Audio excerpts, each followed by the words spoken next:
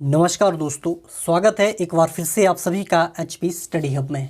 जैसे कि आपको पता है, हमने शुरू की है टीचिंग एप्टीट्यूड और एटीट्यूड की एक एमसीक्यू सीरीज़, जो कि आपके अपकमिंग एग्ज़ाम के लिए काफ़ी इम्पोर्टेंट रहने वाली है, जिसमें HPU BEd entrance, MEd entrance, TGT, TET या फिर नेट के लिए काफ़ी बेनिफिशियल ये सीरीज़ रहने वाली है। आप इस सीरीज़ के साथ बने रहें। 2 लेक्चर ऑलरेडी हम इसके डिस्कस कर चुके हैं। अगर अभी तक आपने उन 2 लेक्चर को नहीं देखा है, जिसका लिंक आपको डिस्क्रिप्शन बॉक्स में मिल जाएगा, वहीं से आप उन लेक्चर को भी देख सकते हैं। आज के इस लेक्चर में हम आगे के क्वेश्चन को डिस्कस करेंगे। आप भी पूरा का पूरा इसमें पार्टिसिपेट कर सकते हैं। जैसे मैं कोई क्वेश्चन आपके सामने रखता हूँ, उसमें आप जो प्रेफरेंस है या फिर ऑप्शन है, उनको देख के वीडियो को पॉज करके अपना राइट आंसर इसमें बता सकते हैं, और आपका जो भी स्कोर होगा वो कमेंट बॉक्स में हमें बता सकते हैं। तो इससे पहले अगर चैनल को सब्सक्राइब नहीं किया है तो चैनल को भी सब्सक्राइब करें और बेल आइकन को प्रेस करना ना भूलें। तो शुरू करते हैं आज के इस लेक्चर को फर्स्ट क्वेश्चन के साथ। आपके पास है, development of moral values among students is very important, what would you do to develop the same. छात्रों में नैतिक मूल्यों का विकास बहुत ज़रूरी है, इसे विकसित करने के लिए एज अ टीचर आप क्या करेंगे। आपके गिवन ऑप्शन आपके पास हैं, encourage moral value related works, moral value से संबंधित कार्यों को आप प्रोत्साहित करेंगे। ऑप्शन भी है, ऑर्गेनाइजेज लेक्चर्स, कुछ एक लेक्चर को आप ऑर्गेनाइज करेंगे जिसमें मोरल वैल्यू की बात की हो। ऑप्शन सी है, display stories based upon moral values, आप छात्रों के समक्ष कुछ ऐसी स्टोरीज़ को पेश करेंगे जो मोरल वैल्यू से रिलेटेड हो। या फिर option D, present yourself as a role model, अपने आप को एक रोल मॉडल के तौर पे प्रेजेंट करना। तो इसमें आपको मैंने पहले ही कहा है, जब टीचिंग एप्टीट्यूड या फिर एटीट्यूड के क्वेश्चन को सॉल्व करेंगे, इसका आंसर आपका ऑलवेज एक पॉजिटिव एटीट्यूड के साथ और चाइल्ड सेंटर्ड ही होना चाहिए। इसमें छात्रों की रुचि के अनुसार आपको इसमें देखना पड़ेगा। तो इस हिसाब से इसका जो राइट आंसर होना चाहिए option D, present yourself as a role model, अपने आप को ही एक रोल मॉडल के तौर पर बच्चों के सामने लाने के बाद ही आप जो बच्चों में मॉरल वैल्यू की जो मॉरल वैल्यू है उसको आप बनाए रख सकते हैं। इसका जो राइट आंसर ऑप्शन डी रहेगा। नेक्स्ट क्वेश्चन पे हम देखेंगे कि teaching aids are useful because they, शिक्षण सहायक सामग्री उपयोगी है क्योंकि वे, आपके ऑप्शन है, हेल्प टीचर्स वर्क, या जो टीचर के कार्य को में हेल्पफुल होते हैं, या फिर भी एक्टिवेट ऑल सेंसेस, जो भी सभी प्रकार की सेंसेस को ये एक्टिवेट करते हैं। Option C, help students to be attentive, इसके द्वारा स्टूडेंट्स एकदम से अटेंटिव हो जाते हैं या फिर उनको हेल्पफुल होती है। या फिर option D, make learning more meaningful. इसमें सिंपली आपसे पूछा है कि आप एक टीचर हैं, अगर आप किसी भी पर्टिकुलर टॉपिक से रिलेटेड कुछ स्टूडेंट्स को बताना चाहेंगे, आप अपने साथ टीचिंग एड्स अगर ले जाते हैं तो इससे बच्चों को क्या फ़ायदा मिलेगा। इसमें फिर से वही है कि आपका पॉजिटिव एटीट्यूड इस क्वेश्चन को अच्छे से कर सकता है, जिससे जो कि आपकी एजुकेशन चाइल्ड सेंटर्ड ही रहे। इसमें राइट आंसर इसका रहेगा ऑप्शन डी, मेक मीनिंगफुल, जो मेक लर्निंग मोर मीनिंगफुल, आपकी जो लर्निंग है, जो आप पढ़ा रहे हैं, उसमें काफ़ी एक मीनिंगफुल ले आ सकेंगे। आप अपनी जो टीचिंग को मोर इफ़ेक्टिव बनाते हैं जब आप अपने साथ ले जाते हैं टीचिंग एड्स को। उसमें आपके पास चार्ट हो सकता है, मॉडल हो सकता है, या फिर अदर थिंग्स उसमें हो सकती है। नेक्स्ट क्वेश्चन हम देखेंगे, teachers classroom behaviour should be good because, कि शिक्षक का कक्ष व्यवहार अच्छा होना चाहिए। आप एक टीचर हैं, आपका जो क्लासरूम में जब आप जाते हैं आपका बिहेवियर काफ़ी मैटर करता है। क्यों? आपके पास गिवन ऑप्शन दिए हैं। Option A, it will set an example, आपका जो बिहेवियर ये आपके उदाहरण को स्थापित करता है। या फिर option B, students will be more attentive, आपके उस बिहेवियर की वजह से स्टूडेंट्स मोर काफ़ी इनमें अटेंशन हो जाती है। या फिर option C, environment would be conducive to learning, आपने जो भी वातावरण क्लासरूम में बनाया है, अगर आपका जो बिहेवियर अच्छा है तो लर्निंग के लिए काफ़ी ये हेल्पफुल रहता है। या फिर option D, students will appreciate it, आपके इस बिहेवियर को स्टूडेंट्स अप्रिशिएट कर सकते हैं। इसमें मैं अगर राइट आंसर की बात करूं, ऑप्शन सी, हमारा एज अ टीचर एक गुड बिहेवियर एनवायरनमेंट कंड्यूसिव कर सकता है लर्निंग के लिए। अगर हम क्लास में अच्छे तरीके से अपने आप को प्रेजेंट करेंगे, तभी जो स्टूडेंट क्लासरूम में अच्छे से ध्यान दे पाएंगे और वहाँ का जो वातावरण एक पढ़ाई योग्य बना रहेगा। तो नेक्स्ट क्वेश्चन पे हम जाएंगे। You have a class which is very heterogeneous in height, you should allow a sitting arrangement. आपके पास एक वर्ग है जो ऊंचाई में बहुत विषम है, आपको बैठाने की व्यवस्था की अनुमति देनी चाहिए। सिंपली क्वेश्चन ये पूछ रहा है कि आप क्लासरूम में एक टीचर हैं और जो क्लासरूम में आपके पास जो 20 स्टूडेंट्स हैं या फिर छात्र हैं, उनकी लंबाई में जो विषमता है, कुछ एक लंबे हैं, कुछ एक छोटे हैं, उनमें से कुछ आगे लंबे बैठे हैं, कुछ इस तरह से आपके पास कि पीछे वालों को आगे प्रॉपरली दिखाई नहीं दे पा रहा है, कुछ इस प्रकार की समस्या वहाँ पे आ रही है। आप एज अ टीचर इस समस्या को किस प्रकार से हल करेंगे? आपके ऑप्शन है विच इज़ रैंडम, या फिर आप रैंडम तरीके से उसको बदलते रहेंगे। Option B, where smaller students are allowed to sit in such a way that they can see and participate easily in the class activities. जो लंबाई में छोटे जो स्टूडेंट्स होंगे, आप इस तरह उनको अलग से बैठाएंगे ताकि वो जो आगे टीचर बता रहा है अच्छे से उनको देख सके और साथ ही इजीली पार्टिसिपेट कर पाए वो भी क्लास की एक्टिविटीज़ में। या फिर option C, which is purely based on height, आपकी जो अरेंजमेंट हाइट के अकॉर्डिंग रहनी चाहिए। Option D, that has taller student on one side of the class, या तो आप करेंगे जो लंबे स्टूडेंट हैं उनको दूसरी क्लास के दूसरी साइड में उनको बिठा देंगे।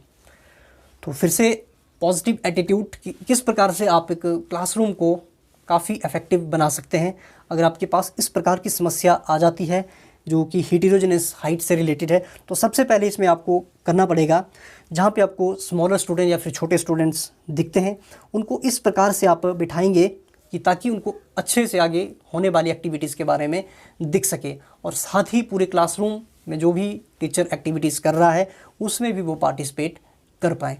इसमें ऑप्शन बी बिल्कुल सही इसकी जो स्टेटमेंट हो जाती है। नेक्स्ट क्वेश्चन के बारे में हम देखेंगे। आपके पास क्वेश्चन दिया है, which one of the following may not be the best reason for cheating in classroom examination, कि निम्नलिखित में से कौन कक्षा परीक्षा में नकल करने का सबसे अच्छा कारण नहीं हो सकता है। आपने जो चीटिंग करने का कौन सा रीज़न इसमें नहीं हो सकता है। आपके पास option A, too lazy to study, आप स्टडी में काफ़ी इसमें लेज़ी हैं। या फिर option B, parental pressure for good marks, parental का प्रेशर रहता है कि अच्छे मार्क्स क्लासरूम जो टेस्ट या फिर क्लासरूम एग्जामिनेशन है उसमें लाने हैं। या फिर सी, फियर ऑफ फेलियर, जो फेल होने का आपके अंदर जो डर है। या फिर ऑप्शन डी, सेल्फ प्रेस्टीज, आत्म प्रतिष्ठा। आपसे पूछा है कि कौन सा रीज़न है कि जिससे आप क्लासरूम में चीटिंग का अच्छा कारण नहीं है, चीटिंग ना करने का कारण नहीं है। आप जो लेज़ी, स्टडी में लेज़ी है, ये रीज़न हो सकता है चीटिंग करने का। ऑप्शन बी की अगर बात करूं, parental pressure for good marks, इस तरह के जो प्रेशर भी आपको चीटिंग करने के लिए प्रेरित कर सकता है। या फिर ऑप्शन सी, फेल होने का डर भी आपके अंदर चीटिंग के लिए प्रेरणा दे सकता है। इसमें जो सेल्फ प्रेस्टीज, आत्म प्रतिष्ठा, इसमें इसका राइट आंसर यही होगा। आपकी जो आत्म प्रतिष्ठा है एक चीटिंग करने का एक अच्छा इसमें कारण नहीं हो सकता, इसीलिए ऑप्शन डी इसका बिल्कुल सही रहेगा। नेक्स्ट क्वेश्चन आपसे इसमें पूछा गया है, in this age of academic excellence demand inclusion of games and sports in school is, academic उत्कृष्टता के इस युग में स्कूलों में खेल और खेल को शामिल करने की मांग है। आपको पता है ऑलरेडी स्कूल्स में करिकुलर एक्टिविटीज़ के साथ साथ ही अदर को करिकुलर एक्टिविटीज़ को भी शामिल किया जाता है। इसमें डिफरेंट प्रकार की गेम्स, आपके कल्चर एक्टिविटीज़, अदर कंपटीशन इसमें हो सकते हैं। आपसे पूछा गया कि इस युग में भी इन अदर चीज़ों को शामिल करने की मांग है। आपके हिसाब से इसका जो राइट आंसर क्या होना चाहिए? आपका ऑप्शन है, क्या ये वेस्टेज ऑफ टाइम है, क्या taking away lot of time from the academic work, जो हमारे शिक्षण कार्य से जो अदर एक्टिविटीज़ में इससे काफ़ी टाइम वेस्ट हो जाता है। या फिर option C, giving time for leisure और रिलैक्सेशन, क्या ये टाइम रिलैक्सेशन के लिए देता है। या फिर option D, necessary for the coordinated development of individual, जो हमारे कोऑर्डिनेटेड जो डेवलपमेंट करती है प्रत्येक जो इंडिविजुअल है उसके डेवलपमेंट के लिए पढ़ाई के साथ साथ ही गेम्स और स्पोर्ट्स का होना भी बहुत ज़रूरी है। इसमें राइट आंसर इसका होगा ऑप्शन डी, जो अदर को करिकुलर एक्टिविटीज़ एकेडमिक के साथ साथ ही बहुत इंपॉर्टेंट है, क्योंकि ये नेसेसरी होती है कोऑर्डिनेट करने के लिए development of all-round development of individual. इससे जो छात्रों के बीच में ऑलराउंड डेवलपमेंट इसमें हो सकती है, वो शिक्षण में ही नहीं, इसके अलावा स्पोर्ट्स, कल्चर एक्टिविटीज़, अदर प्रकार के जो कंपटीशन होता है उसमें भाग ले सकता है, जिससे पूरा का पूरा वो अपना ऑलराउंड डेवलपमेंट कर सकता है। नेक्स्ट क्वेश्चन है, काफ़ी ये इंपॉर्टेंट क्वेश्चन है, बहुत बार पेपर में आपसे पूछा जाता है कि which one of the following pair is odd और नॉट प्रॉपरली एसोसिएटेड। निम्नलिखित में से कौन सा युग्म विषम है या फिर ठीक तरह से जुड़ा हुआ नहीं है। आपके पास गिवन ऑप्शन दिए हैं, Froebel play way method, Maria Montessori divergent thinking, Keller cooperative learning, या फिर option D Gandhi ji solid hands. यहाँ पे ये बात हो रही है टीचिंग मेथड्स की, जो भी इनके द्वारा जो मेथड दिए गए थे, आपने इनमें से बताना है कि कौन सा सही प्रकार से जुड़ा हुआ नहीं है। इसमें मैं अगर राइट आंसर की बात करूं तो ऑप्शन डी गांधी जी का जो ये सॉलिड हैंड्स ये मेथड इनका नहीं था। इनके मेथड की अगर मैं बात करूं तो कोरिलेशन मेथड की इन्होंने बात की थी, कोरिलेशन इनका जो मेथड था। अब हम एक एक करके मैं इनके बारे में बता दूं। फ्रोवेल, जिनका पूरा नाम फ्रेडरिक अगस्त फ्रोवेल, ये जर्मनी के थे। इन्हें जो अपने जीवन का मूल उद्देश्य इनकी अपनी इस पंक्ति से स्पष्ट होता है। इन्होंने पंक्ति में अपने जीवन के मूल उद्देश्य को स्पष्ट किया था। इन्होंने कहा था कि आओ हम अपने बच्चों के लिए जिएं, come let us live for our childrens. ये इनकी जो कोटेशन थी या फिर पंक्ति थी स्टूडेंट्स के प्रति।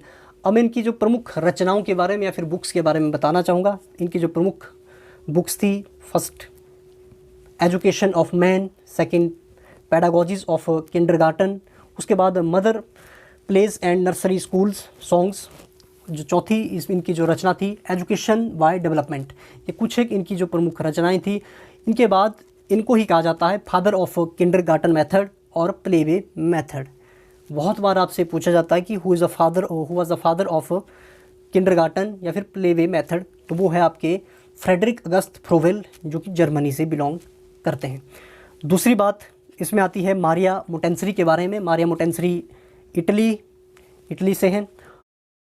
इनकी जो प्रमुख जो बुक्स, कुछ एक बुक्सों के बारे में आपको बताना चाहूँगा।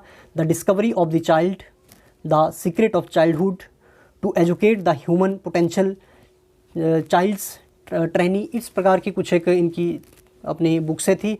उसके बाद उन्होंने डिफरेंट जो अपनी प्रिंसिपल्स भी दिए थे एजुकेशन के प्रति।